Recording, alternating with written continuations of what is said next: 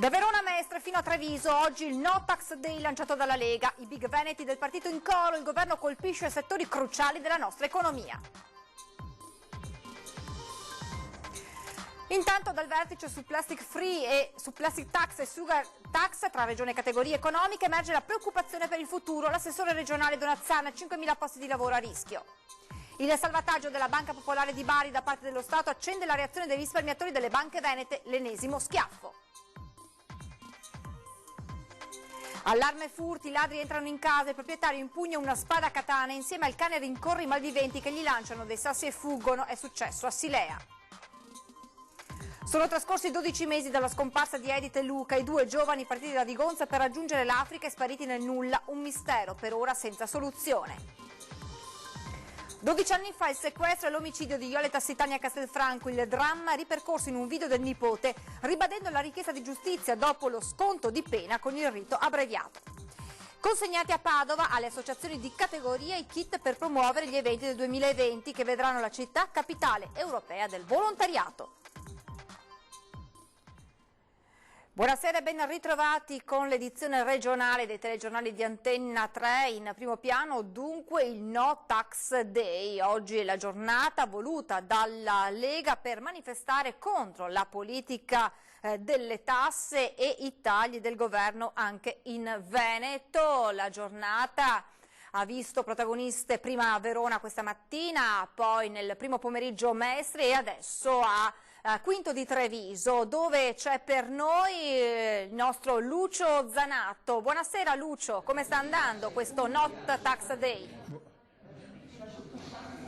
Beh, siamo diciamo così alle battute iniziali qui al BHR Hotel, mentre siamo alle battute finali, visto che è stato veramente un tour, come l'ha definito il Presidente del Veneto Luca Zaia, un tour per dire no a queste tasse, a questa pressione fiscale, 68% in Italia contro il 40% nel resto d'Europa, quindi è chiaro che con una zavorra del genere l'economia non potrà mai decollare. In questo momento alle mie spalle sta parlando l'ex Ministro alle Autonomie Erika Stefani, ma poi parleremo nello specifico di questa situazione. Tra i temi toccati anche la tassa sulla plastica e quindi con le inevitabili ricadute. Una tassa definita per certi versi giusta, però deve essere applicata nei tempi e nei modi adeguati, non così in maniera verticale e veloce, anche perché rischia veramente di mettere in ginocchio un'economia. E proprio per questo vediamo insieme il servizio che riguarda l'assessore regionale al lavoro Elena Donazzan.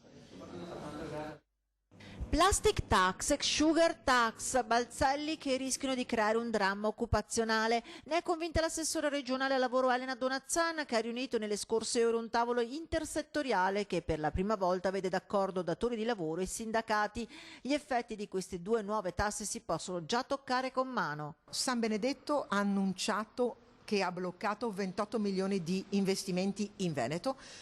Coca-Cola, che è il più grande stabilimento di imbottigliamento di tutta Europa a Verona, ha bloccato oltre 40 milioni di investimento. E già si parla di rischio occupazionale che potrebbe coinvolgere non meno di 50.000 lavoratori del settore, senza contare l'indotto. Già la scorsa settimana nel distretto della plastica di Schio c'è stato al riguardo un fermo simbolico. Il settore in Veneto si stima possa perdere circa 5.000 addetti e non è quantificabile il numero delle ore di cassa integrazione, cioè i costi della finanza pubblica rispetto agli ammortizzatori sociali. Senza contare che la plastica è in tutti i settori, non solo dell'imballaggio, il cosiddetto packaging. L'effetto sui costi è inevitabile, con le inevitabili ricadute sul consumatore finale. Costerà quasi il 100% in più. Hanno ridotto di poco questa tassa, ma sarà fuori mercato. Plastica demonizzata, male universale dell'ambiente per il bene del pianeta, messa sul banco degli imputati e trasformata in tassa piuttosto che in educazione e riciclo. La plastica oggi è il prodotto che ricicla di più. Le bottigliette che conosciamo sono 100% riciclabili. Il peso della plastica è inferiore a quello del vetro, a quello della lattina, solo per dire che è una tassa fintamente ambientalista. Bene, quindi abbiamo sentito quello che riguarda il comparto della plastica e le ricadute per un'eventuale tassa proprio su questo settore, mentre alle mie spalle l'ex ministro alle autonomie Erika Stefani sta continuando a parlare, tra l'altro con molti applausi, perché più che di no tax day sta parlando di autonomia, uno dei temi che qui veramente è estremamente sentito, e non solo qui naturalmente, ricordando come un Veneto sicuramente molto più autonomo riuscirebbe a gestire ancora meglio quelle che sono le tasse e quindi anche le risorse che poi ricadono nelle diverse comunità. Mentre noi prima che iniziasse questo momento qui al BHR Hotel abbiamo avvicinato il presidente del Veneto, il governatore Luca Zaia. Sentiamo cosa ha detto ai nostri microfoni.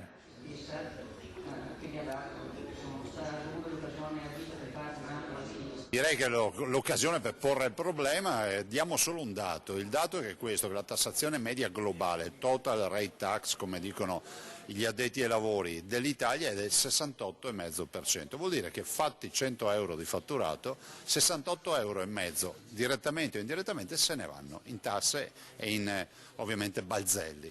Il total rate tax dell'Europa, dei nostri vicini di casa, è il 46%, cioè vuol dire che noi abbiamo 22 punti di differenza rispetto ai nostri concorrenti, quindi abbiamo degli imprenditori e dei lavoratori che sono eroici, vivono in un mercato nel quale loro sono zavorrati con 22 punti percentuali in più di tasse.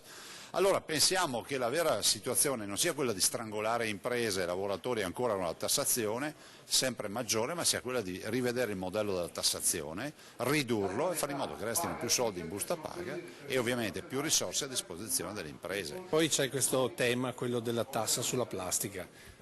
Ma guardi, io penso che sia ragionevole e sacrosanto pensare che il mondo del futuro sia tutto biologico, che sia tutto senza plastiche, senza inquinanti, senza fitofarmaci, senza tutto quello chimica, quello che viene in mente. Chi è che non direbbe a me piace così? Però è pur vero che bisogna accompagnare questi processi. Non lo dico io, ma lo dice addirittura Ermete Realacci, padre nobile di Lega Ambiente, oggi Fondazione Simbola, che dice, da ambientalista, dice sì, però i processi vanno accompagnati, come se noi dicessimo che da domani mattina le auto debbono essere tutte elettriche. C'è chi ha l'auto vecchia o appena comprata che va ancora a benzina o a gasolio, cosa fa? Si suicida? No. Allora, ma se dici che fra 10 anni o fra 5 anni devono essere tutte elettriche, nessuno comprerà più l'auto che non va esclusivamente a energia elettrica.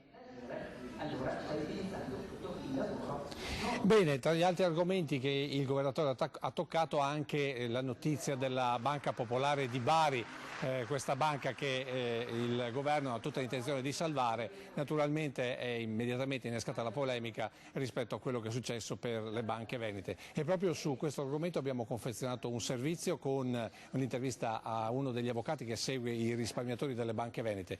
Con questo servizio poi restituisco la linea allo studio qui dal BHR Hotel di Quinto di Treviso. Non avrà ricadute pratiche e l'unica considerazione amara è che la politica sta facendo scelte molto diverse e questo conforta l'opinione che ho sempre espresso, che qui si è voluto dichiaratamente colpire l'economia e la politica veneta. L'ennesimo schiaffo al Veneto e ai suoi risparmiatori. Per l'avvocato che conosce e rappresenta chi ora si trova con un pugno di mosche al posto di obbligazioni di Veneto Banca, la vicenda della Popolare di Bari è l'ennesima beffa dello Stato nei confronti di questo territorio. È una decisione sorprendente che si spiega soltanto in termini politici.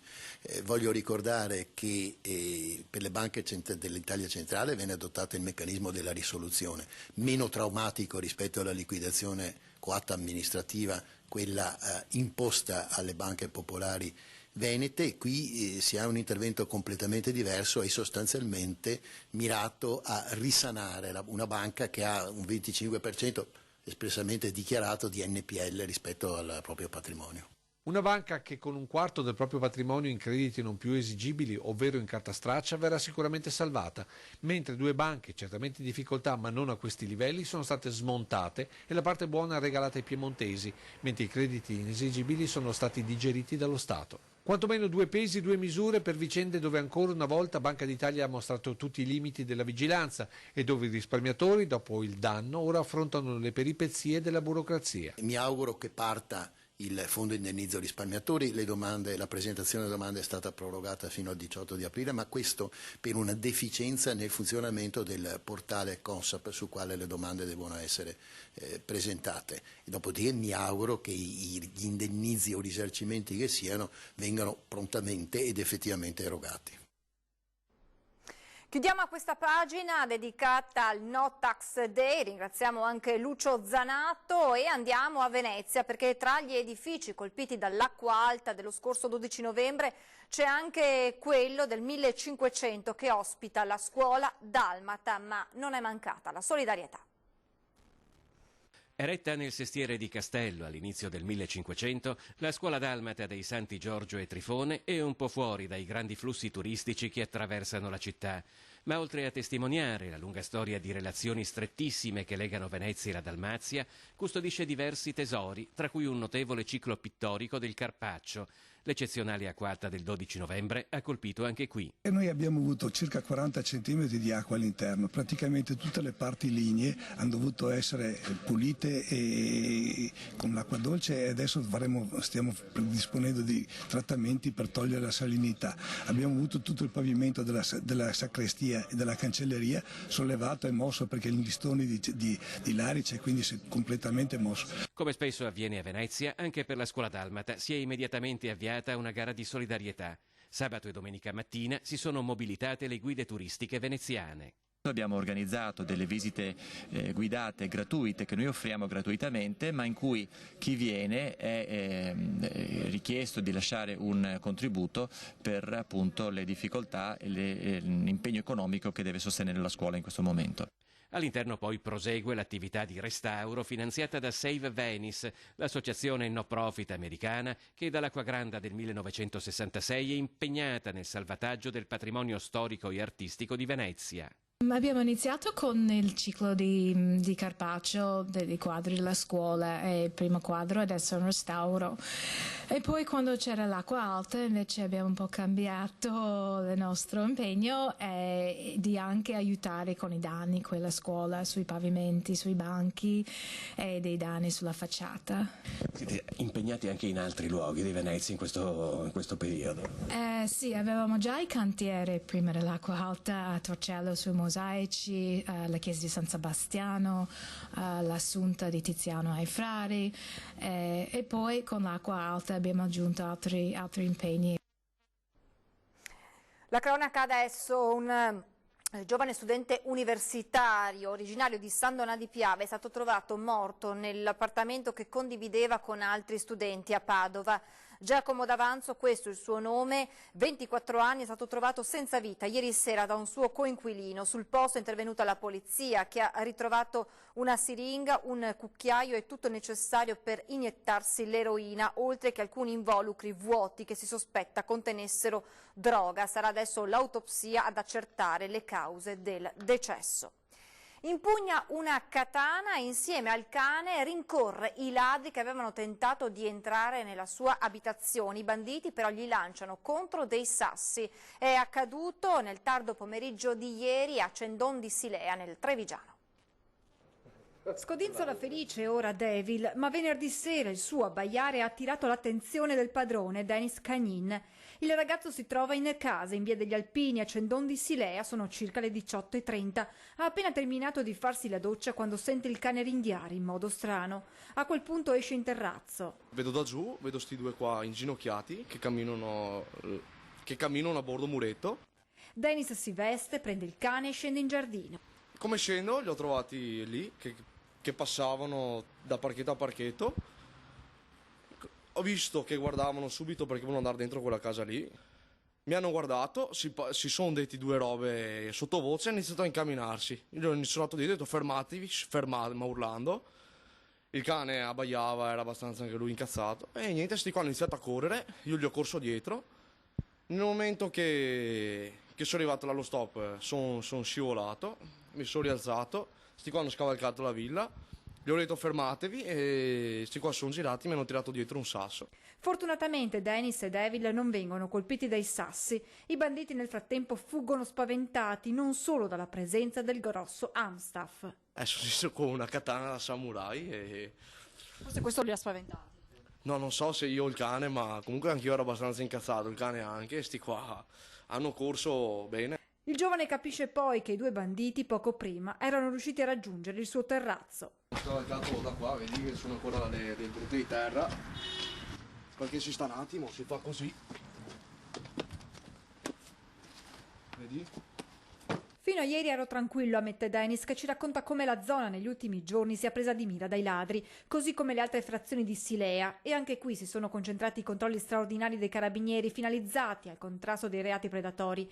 Nella serata sono stati sventati 2 furti grazie al tempestivo intervento dei militari, allertati da alcuni cittadini che segnalavano la presenza di 2 individui travisati con passamontagna, forse gli stessi che avevano tentato poco prima di entrare in casa Cagnin, mentre cercavano di introdursi in alcune abitazioni. Alla vista delle pattuglie i banditi si sono dati alla fuga tra le campagne circostanti.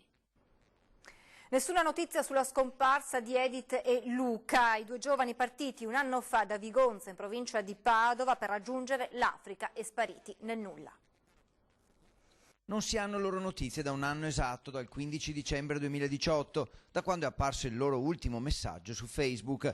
Parliamo di Luca Tacchetto ed Edith Blaise, i 2 giovani partiti per un viaggio in Africa e scomparsi quando avevano appena raggiunto il Burkina Faso. La meta finale doveva essere il Togo, dove non sono però mai arrivati. Lui, architetto di Vigonza, nel Padovano, lei, la fidanzata artista canadese. La loro scomparsa è ancora un giallo a un anno di distanza. Nessuna conferma ufficiale è mai arrivata sul loro eventuale rapimento. Solo il premier canadese, lo scorso gennaio, aveva detto di avere buoni motivi per ritenere che fossero in vita.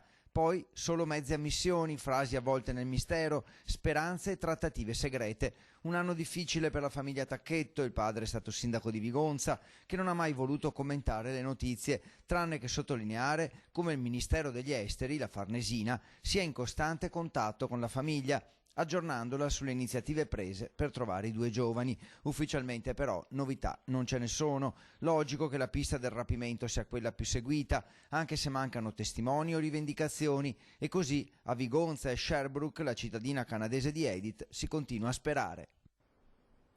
Il sequestro e l'omicidio di Jole Tassitani 12 anni fa a Castelfranco Veneto, ripercorso in un video che il nipote elaborò come compito di filosofia qualche anno fa e che la zia Luisa ha postato sui social ribadendo la richiesta di giustizia della famiglia.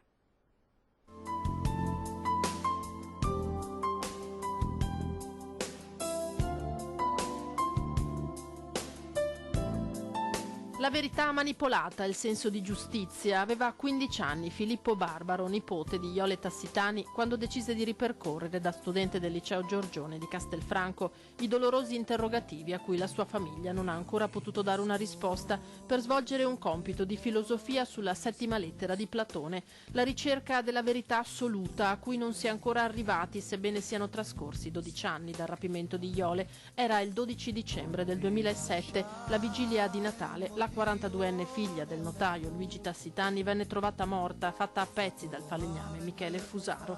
Prese 10 Filippo per quel compito in cui raccontava il dolore di una famiglia che ha da subito contestato la possibilità per l'autore di reati simili, sequestro e omicidio, di poter avere uno sconto di pena attraverso il rito abbreviato. Fusaro venne condannato a 30 anni in primo grado, ergastolo in appello, di nuovo 30 anni in Cassazione. La raccolta firme, ben 50.000 per cambiare la legge, non venne mai presa in considerazione, con il risultato, scriveva già nel 2015 Filippo, che Fusaro potrebbe uscire dal carcere già nel 2023 con tanto di titolo di studio in ragioneria.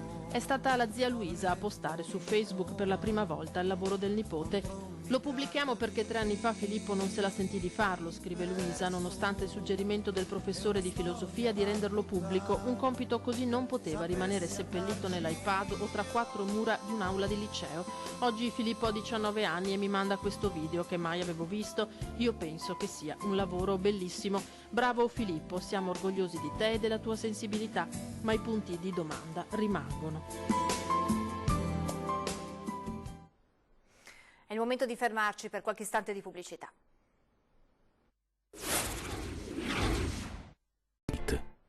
Rieccoci in diretta, consegnati a Padova alle associazioni di volontariato i kit per promuovere gli eventi del 2020, quando la città del Santo sarà capitale europea del volontariato. Sono decine gli enti e le associazioni che da oggi possono ufficialmente lavorare per organizzare gli eventi, che saranno più di 200 nel 2020. Con il passaggio del testimone, un ritratto di Santa Elisabetta, ricevuto dalla città slovacca di Košice, Padova è ora a tutti gli effetti città europea del volontariato per il 2020, titolo che andrà a Berlino nel 2021. E così alle associazioni e agli ambasciatori sono stati consegnati kit con targa, bandiera, pettorina e materiale informativo per diffondere l'iniziativa a Padova e in Veneto, perché sarà coinvolta tutta la regione. Padova è un po' al centro di una rete sociale che prende tutta la regione e va anche oltre, ed è un ruolo che credo sia riconosciuto a livello nazionale. Quello che sarà bello sarà mostrarlo anche a livello internazionale, fare sapere che la nostra regione, la nostra città sono un motore. Il primo grande appuntamento è la presenza a Padova del Presidente della Repubblica Mattarella il prossimo 7 febbraio, una serie di eventi che vanno oltre le appartenenze politiche. Le organizzazioni, le associazioni, ma non solo, anche le aziende, i luoghi istituzionali che vogliono essere il luogo significativo di Padova, capitale europea del volontariato, possono fare la richiesta per avere la targa e per essere inseriti nella mappa di Padova, capitale europea del volontariato. Nel 2019 è già andati in scena 100 appuntamenti preparatori che raddoppieranno l'anno prossimo. Il primo, Ricuciamo insieme l'Italia, dal 7 al 9 febbraio, ospiterà un vero e proprio Expo del terzo settore in fiera. Poi a marzo le 20.020 ore di solidarietà. I giovani saranno chiamati a impegnarsi per la realizzazione di progetti socialmente utili. Padova al centro, ma Veneto e Italia pure protagonisti. In particolare poi a settembre la giornata provinciale del volontariato sarà trasformata in giornata regionale, sarà proprio quello il momento in cui si stringeranno un po' le fila e si farà vedere che appunto Padova è al centro di una rete ampia. Prima di salutarci vi ricordo la nostra rubrica dedicata ai vostri presepi. Potete inviare le immagini o le foto, vi chiediamo di realizzarle tenendo il cellulare in orizzontale, delle vostre natività ai numeri che vedete in sovraimpressione o all'indirizzo mail redazione@antena3.it. Se non avete la possibilità di realizzare voi stessi questi video, mandateci una breve descrizione del vostro presepe, verremo noi con le nostre telecamere a riprenderli per poi mandarli in onda all'interno dei nostri telegiornali. Adesso vi lascio le previsioni del tempo, grazie per averci seguito e buon proseguimento di serata a tutti, arrivederci.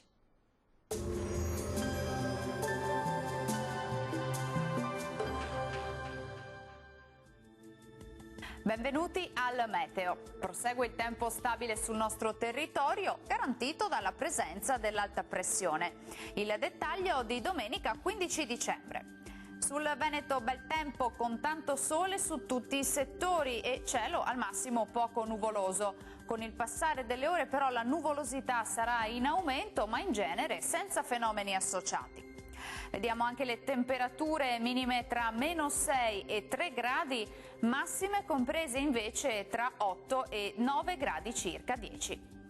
Ci spostiamo ora sul Friuli Venezia Giulia, dove avremo tanto sole ovunque, poi anche in questo caso cielo via via più coperto ma senza ulteriori precipitazioni.